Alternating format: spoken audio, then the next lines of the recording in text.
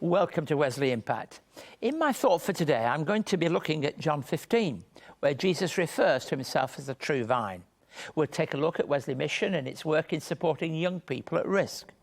And as we lead up to the Australian Mother's Day, we meet Wendy Collins, who's co-authored a book with her daughter's battle about eating disorders, autism and depression. Last Priority is a powerful story of redemption in a way, a story of being set free from those things that hold us back and help us to trust God's promises of life and hope for the future. Wendy, welcome to the programme. Oh, thank you. It's good to be here. Look, Wendy, this book's a bit raw, really, isn't it? It's a raw account of your daughter's journey and anxiety that's set in at the age of 9? You're right. It actually is a raw and unsanitised account. Intentionally. But yeah, it's set in at age 9, but we really weren't aware. Claire was able to disguise it and mask it from us. And it was only quite a lot later that sort of really came to light. And with a strong Christian conviction that is yours, one of the questions people ask from our perspective very often is, why did this happen, you know? And at times, I have to say, when you read it, you don't really address that question purposely. Yep, you're right. And because I think we don't always know the answer, and it's natural that we want to know what caused it, what did I do wrong, or should I have done something different, why didn't I pick up on it? And for many people, there's not actually a single cause or an identifiable cause about these things. And so we beat ourselves up, but we don't know. And later down the track, I think we realised for Claire, an undiagnosed autism, Asperger's syndrome, which is on the autism spectrum, was probably the cause of a lot of her feelings of why don't I fit in and why am I different? But, you know, we don't realise those things, and until it was diagnosed, you know, we were a little bit in the dark. But sometimes we never know, and that's okay. And we don't have to know the answer. Exactly. But we do need to know where it is that we can turn to and find help. Look, when this condition escalated and hospitalisation became necessary, you say that many people lacked empathy. And for those of us at Wesley Mission who a lot of our work is with people with mental health. In fact, we believe that there's hardly an area of work that we work in which mental health doesn't play some part. Would you say that this is a general attitude that many have got towards mental health? I think so, because I had the same attitude for a long time with my own friends. And I think it's not that we don't want to be empathetic, it's that we just don't understand, and there's so much that we don't know, and we're not sure what's the best thing to say to someone? How should I approach someone, particularly if they're in hospital? What do I say? What do I do? So... And because we are Christian people, is that even perhaps, if I dare say, it's a bit worse, really, because we're meant to be the carriers of the tablets of health and everything's good and... Exactly, yeah. I've come across people and probably may have thought the same myself. Why do we need medication? Why do we need help? Is there something wrong with our faith? I need to pray more. And that's not the case. Certainly, faith is important, but we need medical intervention, just the same as if I was a diabetic and I needed to have insulin. So, yeah, I think Christians need to understand that this is a real illness for many people in different forms. Tell me why it is that light and life have a particular meaning for you. Light and life.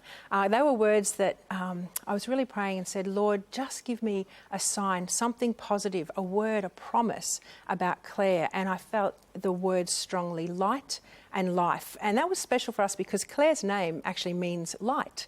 And so we could just then pray, my husband Peter and I could pray light and life and stand on those promises that God had given us in the times when there was doubt and we just felt, what do we turn to? You know, we're beginning to lose hope and would be reminded of those two simple words, light and life. When did you decide to write the book? Well, actually, Claire decided to write the book, and it's sort of two parts. My part is at the end of a mother's perspective. Claire decided to write the book because she'd been looking for books in the council libraries on the issues that she'd dealt with and found that they were quite dark and often would end up in death.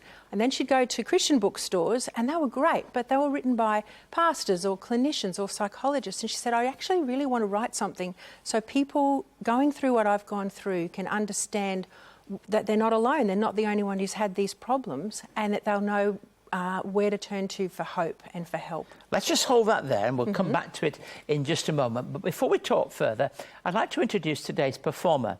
Ann-Maree Keith has chosen a song that fits well, I think, with Wendy and Claire's journey. I hope you enjoy Living Waters. If anyone is thirsty, come to me. Step across the boundaries, run to me, 'cause I've known you since I formed you, and I miss you, so I call you again.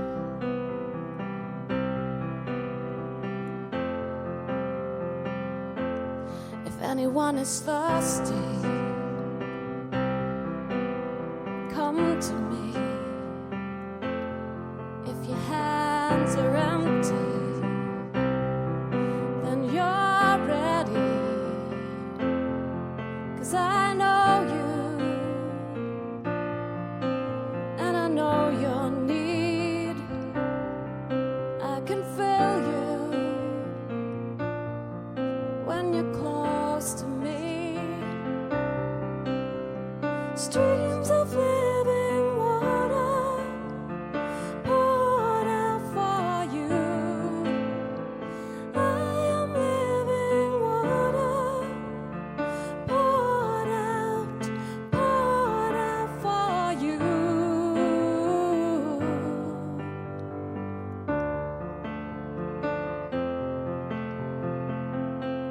If anyone is thirsty, come to me. Do you know it hurts me when you won't come to me? See, I'm waiting, 'cause I care for you. There are good things I've prepared for you. Streams of living water poured out for you. I am living water poured out for you.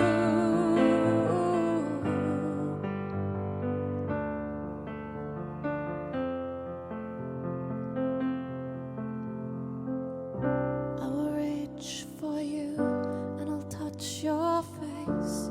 I'll show you the power of my love and grace. And joy will rise up till it overflows. A love far deeper than you've known.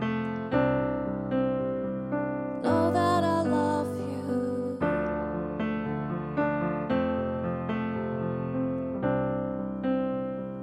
Know that I love you. So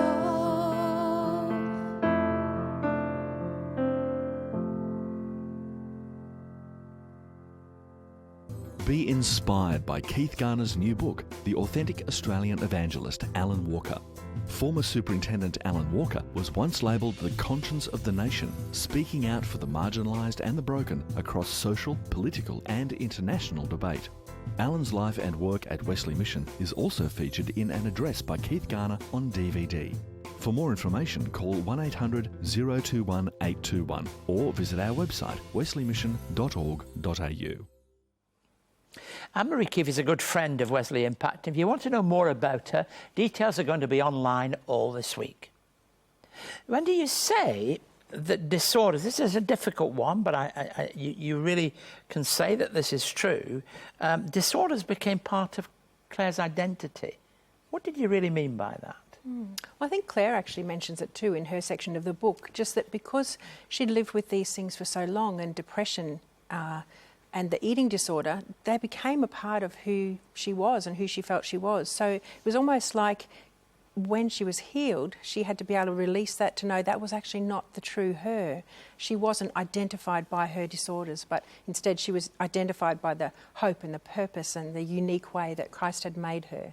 So this distinguished her from other people, so there might have been a temptation to hold on to those things. I think not so much a temptation, but just that was a safe place, because that's what Claire knew. Yeah, yeah. Look, you invited some of Claire's friends. I think this is interesting to share from their point of view about Claire. Now, what was all that about, and what was gained from that? I think Claire wanted to make sure that there was a perspective of other people, particularly young teenagers, probably around 16. How had they responded? Because I think Claire felt that young people don't understand, and why did she not feel their support? And it was great to hear from their perspective just that fact of, we really didn't know what to do, and we loved you and cared for you, but there was a naivety as well. And so it was really great to have their view in the middle of the book, actually. Yes, that's right. So it's not the end of the story, but in a way it confirms as well, doesn't it? The story from another eye, doesn't it? Exactly. Yeah. Look, other people are going through a situation similar to this.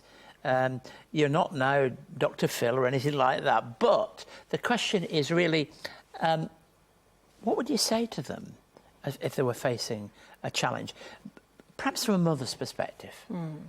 Well, from a mother's perspective, or from any parent's perspective, I think the thing is that just to speak in truth and to love, but to stand firm on those promises that God gives. In Ephesians it says, guard yourself up with spiritual armour, but stand. And so stand firm, because there is a hope and you will get through it. And acknowledge it's really tough and it's tiring and it's exhausting and it's emotionally draining, but that you will get there, that there is a hope, and just keep praying for our kids, and that they will come through, and they will, with our help and support, and with medical help as well. And just ask God for, what are those words for my son or daughter going through these things? What are those words of hope that you would have me speak and pray? And at a time when people think about Mother's Day, we need to have a real picture that many mothers do go through situations that are tough and unexplainable, don't they? That's right. And it's great. I often will have a coffee with a friend, and just to hear their story, to know I'm not alone. It's nothing that I've done, and I'm not the only one in the world who's dealing with this, but that it's great to have support. So find a friend who can just support you, but also just stand firm, dig into God. I think at those times, that's where we've really felt the covering of God's presence and his peace despite the circumstances. What about plans for the future? Plans for the future? Claire is doing great. Eating disorder has not reared its ugly head again. That can sometimes be the case. And she's actually gone back to study nursing. She was nursing at the beginning, changed to engineering, loved the maths, but didn't really want to be an engineer, and now has come back to that true passion and is towards the end part of her nursing qualification and doing well at pracs and things like that. So God's hope and purpose and future for her are looking great. And her experience is bound to weigh heavily, isn't it, into a positive way? Yeah, really. Absolutely. Yep. Yeah. Look, thanks for coming on and sharing with us. We obviously are delighted to hear that news about Claire's life, but also for you as a mum. We celebrate with you and with all mums who are facing challenges in their life, to know you can come through. Thank you for the privilege of talking to you. We'll be back in just a moment. It's been 200 years since the first Methodists met in Australia.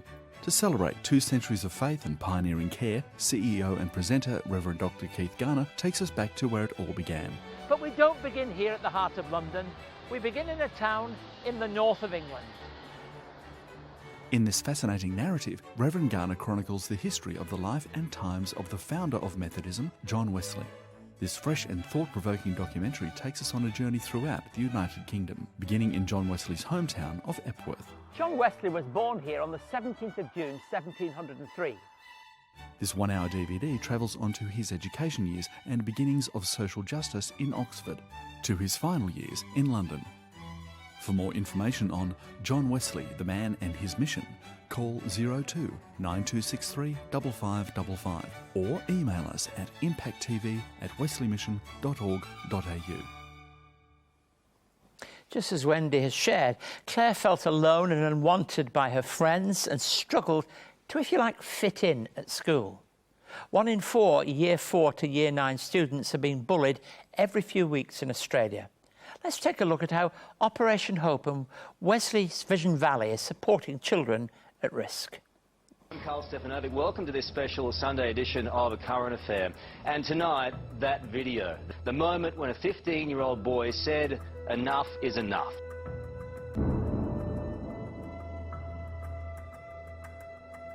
They were saying that I was dumb, I wasn't smart enough, I didn't want to go to school, I didn't want to get out of bed.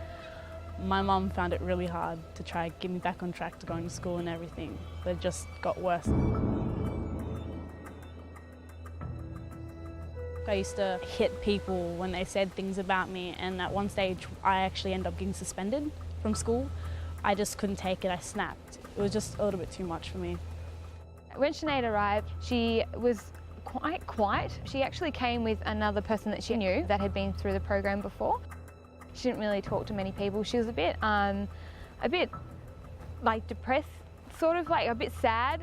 She wasn't sure on how the program was going to go. I was severely nerve-wracked about it. I wasn't in my surroundings, in my element, and I had no idea what was coming to me. And then everyone was just so friendly and nice and kind and caring. Jess, to be honest, I see her as more as a sister to me. She will listen to you. She is always there. Vision Valley had really helped me. They helped me open up. They helped me realize what I was doing was wrong and I should be the bigger person. They said it's okay to be you. It's okay to let people know what's going on, so then you don't have to have that guilt and worry behind it. So, and then after that, I just forgot about everything, and everything kind of dulled down after that. Operation Hope is there to build their self-esteem and confidence. It's early intervention, so they come out here, they're affirmed by the leaders, they have fun, they can go home with those skills, they can go back to school with those skills as well.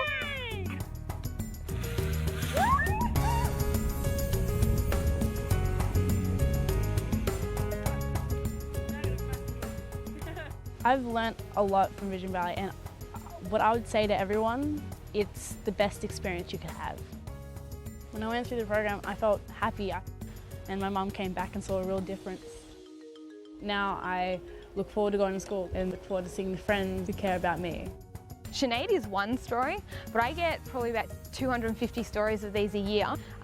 We have our bullying cases, but we also have domestic violence and foster care kids, out-of-home kids, and these kids are like 14 and they don't have a place to go. The practical and encouraging thing about Operation Hope is that the more resources we receive, the more children we can actually support. We've already got, as you can see, this wonderful facility. It's been here for 40 years. And then you add to that, we've got Wesley Mission's 200 years of experience and presence in this area, and particularly in helping young people and children. And all that comes together on one site. So for $600 per child, we can support them and turn past experiences into a springboard so that they can have an exciting future. I feel that I do have a future to look forward to. I do have that hope that I could be something bigger than I thought I'd be before.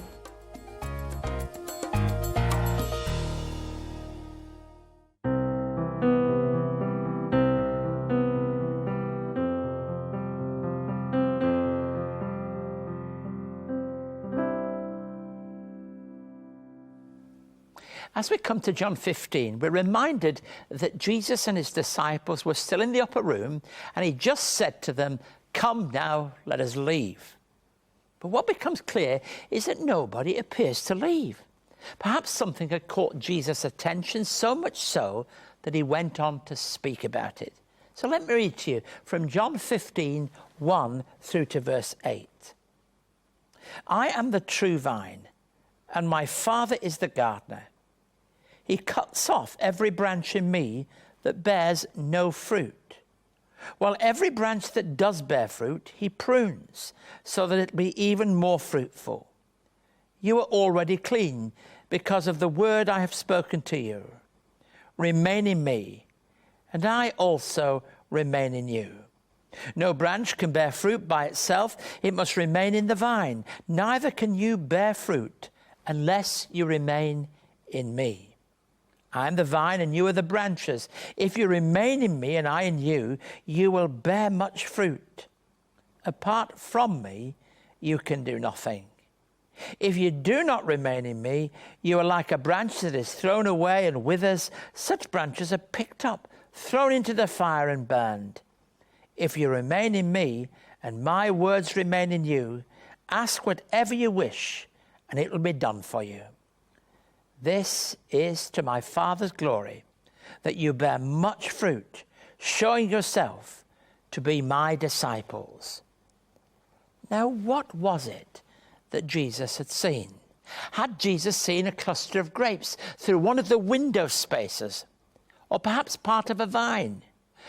Or it could be even that he saw the moonlight reflecting on the decorated gates of the temple, which contained the carving of a vine.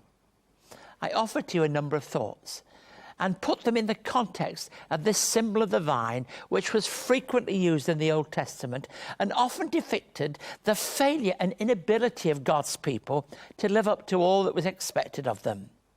The vine is remarkable because it brings forth fruit that is used by others, and Jesus is described as the authentic vine, the true vine, as opposed to that picture in the 5th chapter of Isaiah, a marvellous chapter with this image, where Israel was a vine that only produced bad fruit. Where Israel and we fail, Jesus succeeds and offers something far better than we could ever imagine. The relationship between Jesus and the Father is described in verse 1. Very clearly, "I am the true vine and my Father is the gardener." The disciples were described as the branches, and to bear good fruit, they need to remain close in connection and totally at one with the vine. This is the only way in which both the disciples and ourselves can really make a difference in the world. In the story we've heard in today's interview, a mother and daughter are very much linked together. But there's a sense also in which we need to discover the importance of being vitally linked to Christ. F.B. Meyer, the great Bible teacher, reminded his readers that the vine and its branches constitute one plant. And I'm sure you've all seen at some point in your life a vine trailing all around a trellis in a hothouse or wherever. But there is one stream of sap and one life. And that's very, very important.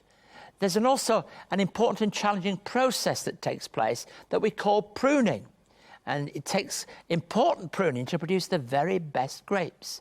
To the non-gardener, to the person unfamiliar with this process, pruning can sometimes appear to be very harsh, but it's essential for real growth. In fact, I've heard people actually say we've got to prune hard to get the very best results. And so in this season of Easter, we need to remind ourselves of this very strong message.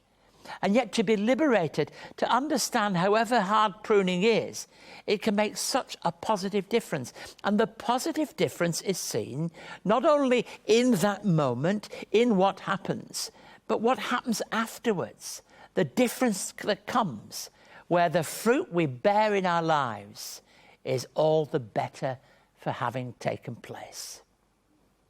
If you would like to know more about today's topic or for more on Keith's message, contact Keith by writing to Wesley Mission, Post Office Box A5555, Sydney South 1235, or email impacttv@wesleymission.org.au.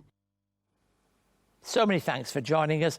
Liz Scott will close the programme out singing one of her own songs, inspired by a passage from Ecclesiastes. It's called Seasons. And so until next week, goodbye and God bless you.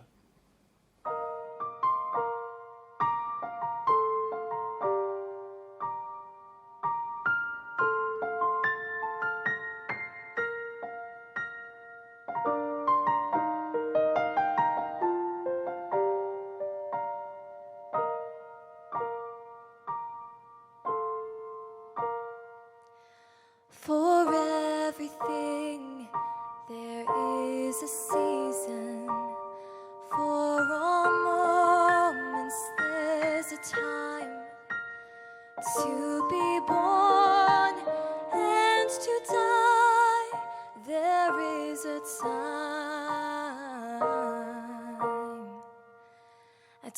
to plant and a time to harvest. Time to cry and time to laugh. There are moments made for grieving, but there are seasons when we dance. And God has set eternity in our hearts, a mystery, yet none can find.